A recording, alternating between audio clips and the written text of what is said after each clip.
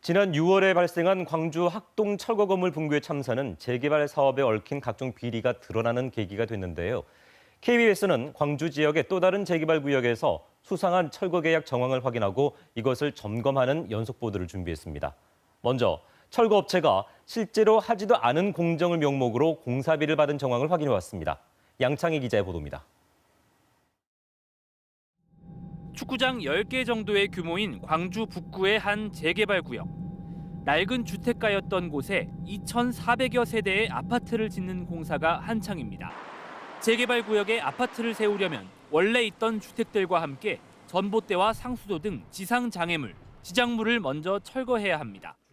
이를 위해 재개발 조합은 2016년 서울의 A건설사와 14억 원의 지장물 철거 계약을 맺습니다. 이 가운데 전기선 전봇대 철거 비용으로만 2억 4천여만 원이 책정됐습니다. 그런데 전기선을 잇는 전봇대는 한국전력공사 소유인 데다 고압전선이 연결돼 있어서 아무나 철거할 수 없고 한전이 입찰 등을 통해 따로 선정한 업체가 철거를 맡도록 돼 있습니다. 실제로 A건설사는 전봇대를 철거하지 않았습니다. 이거를 해서 직접 공사를 하신 게 맞나요? 직접적으로 이 부분은 저희가 철거를 할 수 있는 사항이 아니잖아요.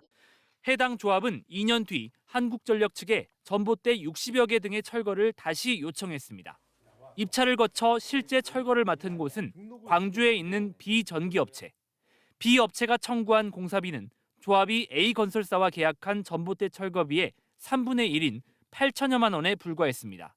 전봇대 철거 명목으로 A건설사에 2억 4천여만 원을 준 조합은 이 공사비 또한 이중으로 부담했습니다.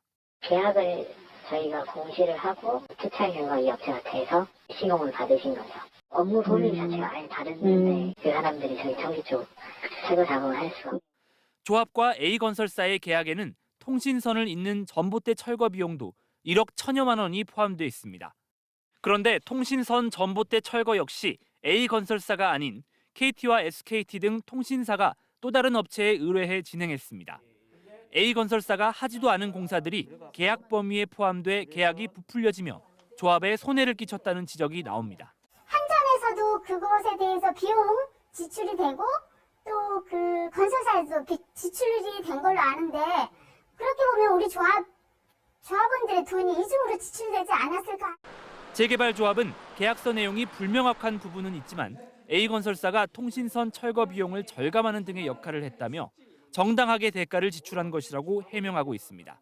용역업체하고 한전과 수차에 걸친 회의를 통해서 서로 각자의 해야 될 일을 충실히 했다고 저희는 보고를 받았습니다.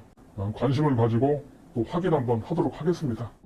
A건설사 역시 전봇대 철거를 직접 하진 않았다면서도 한전이 하지 않은 세대별 전선 철거와 업무 대행 등을 맡았다고 밝혔습니다.